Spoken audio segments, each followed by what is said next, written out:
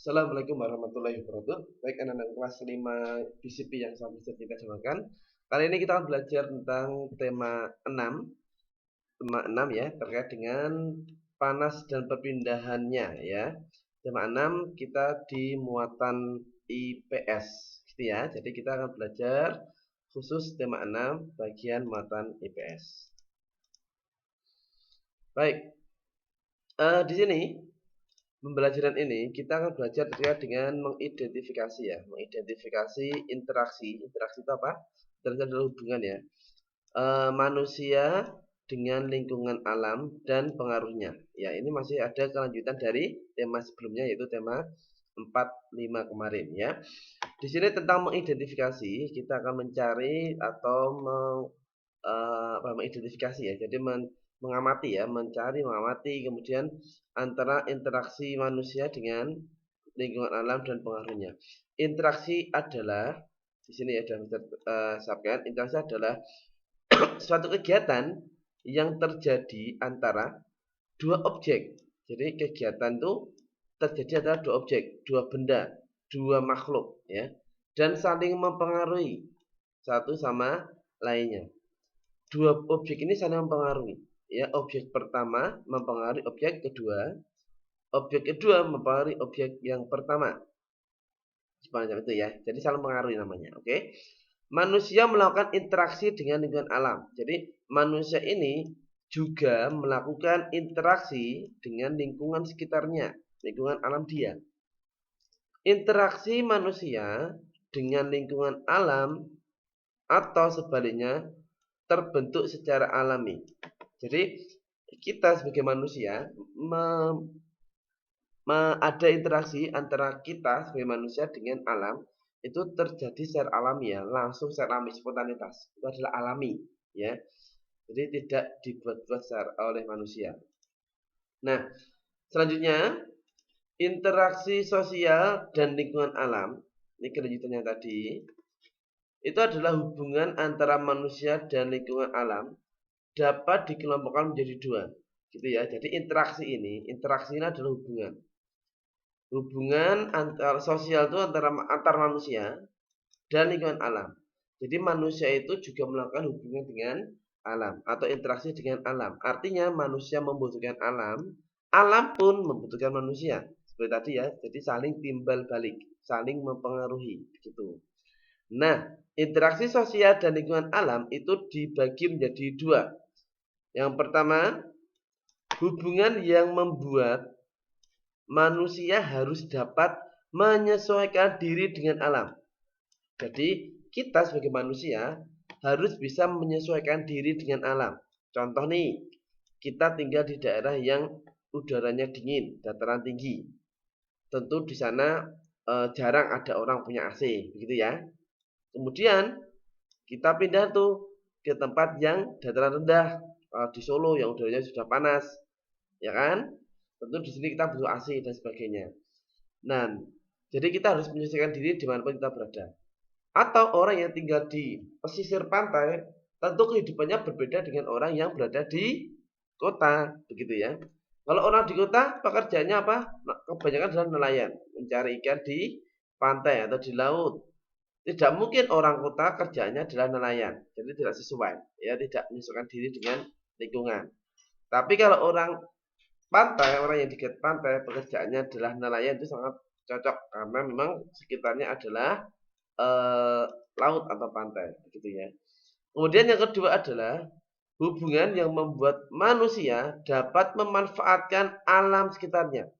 Jadi di sini manusia itu juga harus ada interaksi atau hubungan yang membuat kita sebagai manusia itu dapat menggunakan alam itu semaksimal mungkin untuk hajat hidup orang banyak, ya.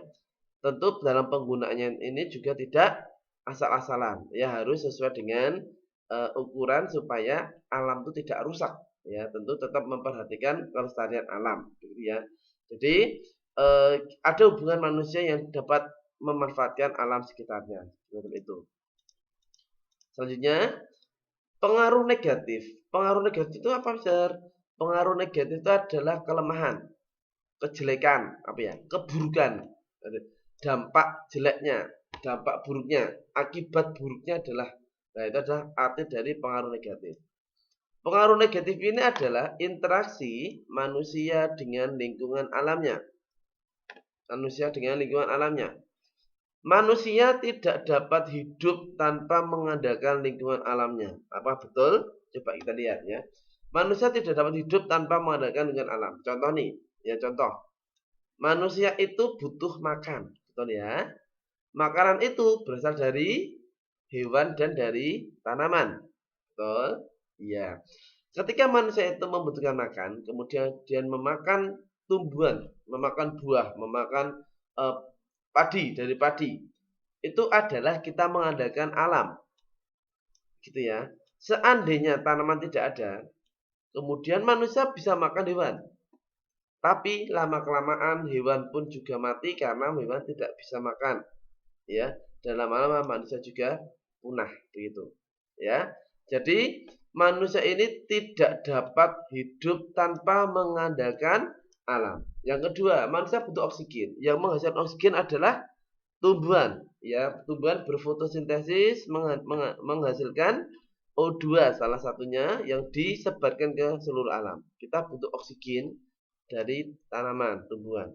Gitu ya. Jadi kita banyak sekali membutuhkan lingkungan alam, ya.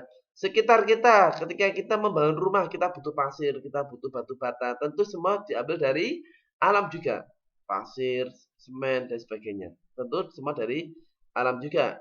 Kita membuat pintu, kayu juga dari alam, dan sebagainya. Gitu ya. Jadi manusia itu tidak dapat hidup tanpa mengandalkan alam lingkungan. Manusia memelihara alam sedemikian rupa. Jadi sedemikian rupa itu seperti ini loh gitu. Agar dapat dimanfaatkan. Ayo, manusia itu memelihara alam supaya bisa dimanfaatkan dengan baik loh ya. Jadi ada kata dengan baik. Dengan baik itu berarti tidak asal-asalan. Untuk memenuhi kebutuhan manusia dan makhluk hidup lain. Contoh, manusia memelihara alam. Memelihara itu misalkan kita memelihara hutan. Tujuannya buat apa? Buat masuk oksigen dunia. Ya, manusia memelihara perkebunan. Buat apa? Buat diambil kelapa sawitnya. Ya, tentu dimanfaatkan dengan cara yang baik. Manusia memelihara alam. Contoh apa? Manusia menanam padi di sawah, menanam tanaman melon di sawah, gitu ya. Dan nanti hasilnya dimanfaatkan dengan baik untuk memenuhi kebutuhan manusia, ya, gitu kan? Untuk kebutuhan hidup manusia dan makhluk hidup lainnya tentunya, gitu ya. Baik, interaksi manusia dengan lingkungan yang kurang baik, ya, yang kurang baik, hubungan antar manusia dengan lingkungan yang tidak baik juga dapat menyebabkan beberapa bencana yang merugikan manusia dan lingkungannya, gitu ya. Jadi kalau manusia ini tidak baik dengan alam, maka akan menyebabkan sesuatu yang tidak baik juga. Contoh misal, baik, manusia menggunakan asap pabrik yang belum dinetralisasi. Jadi asap pabrik yang mengepul-ngepul itu, yang keluar itu, tapi belum dinetralkan dan ya kan, belum dinetralkan. Jadi kondisi asap yang keluar itu masih kondisi yang berbahaya. Gitu. Beda halnya jika asap pabrik itu sudah dinetralisir, ya, zat-zat yang berbahaya sudah dihilangkan, maka itu mengurangi dampak negatif terhadap alam, ya kan? Tapi seandainya manusia itu bikin pabrik, kemudian asap pabrik ini mengepul, ya mengepul terus, ini enggak dinetralisir, masih ada zat berbahaya di sini, maka di sini akibatnya apa? Iya, banyak sekali makhluk hidup yang meninggal. Lapisan ozon mulai menipis, kemudian makhluk hidup juga manusia terganggu, hewan-hewan mungkin ada yang mati karena sesak nafas dan sebagainya, begitu. Yang berikutnya adalah ketika manusia membuang limbah sembarangan, limbah yang belum dinetralisir tadi, limbah cair ya, dibuang ke sungai. Tentu ikan-ikan di sungai langsung game over alias langsung mati, ya. Ikannya langsung mati. Kemudian tidak hanya itu, tapi biota di sana atau makhluk hidup yang lain, kemudian kanan kirinya tanaman dan sebagainya juga banyak yang mati juga, ya. Kemudian air menjadi berwarna hitam ataupun berwarna merah, ya, karena limbah yang belum dinetralisir tadi, ya, sangat berbahaya untuk alam. Baik. Kegiatan pelelangan ikan. Ya, pelelangan ikan ini adalah tempat jual beli ikan. Biasanya terdapat di pesisir pantai. Ya, jadi pelelangan ikan. Jadi ini adalah pelelangan ikan. Orang melelang harga ikan. Misalkan ada nelayan setelah semalaman dia mencari ikan di laut atau di pantai, kemudian paginya dia mendarat sampai di daratan, dia mendapatkan hasil yang cukup banyak. Kemudian di tempat pelelangan ini banyak sekali orang yang sudah menanti untuk menjual atau membeli. Kegiatan pelelangan ikan merupakan sebuah kegiatan yang pertemuan antara para nelayan penangkap ikan sebagai penjual ikan dengan para pembeli. Jadi di sini tuh yang ketemu adalah nelayan penangkap ikan. Jadi langsung ke penangkap ikannya langsung, ya, langsung ke penangkap ikannya sebagai penjual, otomatis sebagai penjual ya. Jadi misalkan Mister adalah nelayan penangkap ikan, langsung Mister juga termasuk penjual karena akan bisa jual, ya. Ketemu langsung dengan yang namanya para pembeli yang biasanya adalah pedagang ikan. Nah, biasanya para pembeli ini ikannya akan dijual kembali, ya kan? Dari nelayan, kemudian dibeli oleh para pembeli ini. Nah, para pembeli yang pertama ini biasanya adalah para pedagang ikan. Kemudian mereka menjual ke pasar lain semacam itu, ya.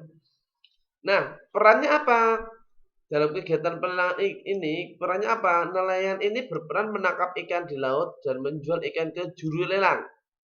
Ya, dilelang dulu. Ini berapa gitu kan. Pembeli tentu berperan membeli ikan dari juru lelang.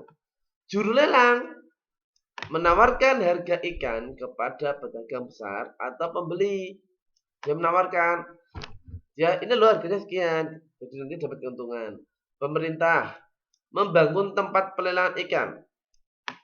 Pedagang besar menjual kembali hasil ikan ke tempat lain.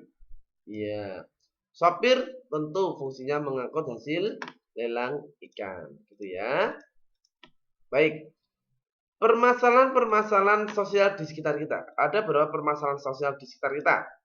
Salah satunya adalah, salah satu akibatnya adalah terjadinya masalah sosial. Nah, masalah sosial itu yang bagaimana sih? Iya, besar masalah kok sosial tuh kenapa sih gitu ya? Berikut ini adalah jenis-jenis permasalahan sosial yang terjadi di lingkungan masyarakat. Masalah sosial itu adalah masalah bersama. Ya, jadi bukan masalah pribadi, pribadi itu sendiri, tapi masalah sosial itu masalah bersama. Gitu ya. Jadi akibatnya apa gitu ya? Satu, sampah. Sampah itu kan jadi masalah bersama ya. Misalkan nih, ada anak yang membuang sampah sembarangan. Kalau sehari mungkin nggak masalah, masih belum muncul masalah ya. Tapi kalau udah 3 tahun, yo coba kayak gitu terus membuang sampah di selokan selama 3 tahun. Lama-lama nanti selokannya penuh sampah enggak? Ya kan? Akhirnya kalau hujan terjadi banjir karena selokannya tersumbat. Jadilah masalah di kampung itu, ya, masalah sosial namanya. Ya, jadi masalah yang dilakukan oleh satu orang atau beberapa orang menimbulkan masalah bersama. Ya gitu ya. Jadi masalah sosial adalah masalah bersama, macam itu. Kali, ya tuh, kali atau sungai yang kotor. Nah, sungai kotor ini tentunya tidak hanya dilakukan oleh satu orang. Ada orang yang ke sungai melempar sampah satu plastik, dilempar aja. Enak dia cuma melempar saja, malam-malam dan sebagainya. Sungainya lama-lama kotor. Kalau sungai kotor, apa yang terjadi? Makhluk hidup di sana banyak yang mati, ikan, itu kemudian tumbuh-tumbuhan itu yang di pinggir-pinggir kecil-kecil itu banyak mati. Kemudian menimbulkan bau yang tidak enak, gitu ya. Jadi orang yang hidup di sekitaran pantai sungai ini dia akan merasa tidak nyaman karena terganggu dengan satu pemandangan sungai yang kotor dan juga terganggu dengan yang namanya bau, gitu ya. Warna sungai juga berubah yang tadinya bisa jernih menjadi kotor atau hijau ataupun hitam, ya, semacam itu. Kemudian bangunan liar. Bangunan liar itu apa, Mister? Bangunan liar itu adalah bangunan yang dibangun tanpa izin. Ya, tahu-tahu misalkan kita menemukan di tepi jalan yang harusnya itu adalah daerah untuk kawasan hijau, ya kan? Di trotoar, misalkan di trotoar, tahu-tahu dibangun oleh kayak semacam rumah kecil buat jualan, buat orang apa ya, usaha menjahit dan sebagainya. Itu bangunan liar tanpa seizin dari pemerintah. Kalau tanpa izin itu namanya bangunan liar ya. Jadi harus menggunakan izin. Akhirnya apa? Dia akan mengganggu yang namanya fasilitas umum, dia akan mengganggu kenyamanan orang. Jadi akan menunjukkan masalah di sini ya. Kemudian selanjutnya adalah kemacetan lalu lintas. Nah, kemacetan lalu lintas ini biasanya ya kemacetan lalu lintas ini baru ini ya, kemacetan lalu lintas sering dan masih banyak contoh lainnya. Baik, ini bisa barengkan dengan ini ya. Kemacetan lalu lintas ini misalkan ada salah satu dari pengendara atau driver yang tidak mengikuti aturan lalu lintas, maka akan menimbulkan yang namanya masalah sosial atau masalah bersama, yaitu lalu lintas macet. Contoh ada seseorang yang tidak memperhatikan atau tidak mengindahkan atau tidak menuruti aturan lampu lalu lintas. Harusnya warna merah tapi dia masih ngebut. Bus, akhirnya terjadi kecelakaan. Kalau kecelakaan akhirnya apa? Iya, mengganggu jaringan lalu lintas, otomatis jadi macet. Semacam itu. Itu ya. Jadi salah satunya itu ya kemacetan lalu lintas. Itu ya. Kemudian ini masih banyak ya terjadi kemacetan lalu lintas dan sebagainya. Oke, gitu ya Mas dan Mbak. Oke, terima kasih untuk materi kali ini. Begitu dari Mr. Anan dan mohon maaf jika Mr. ada salahnya. Selamat belajar IPS tema ini. Terima kasih dan semoga bermanfaat. Wassalamualaikum warahmatullahi wabarakatuh.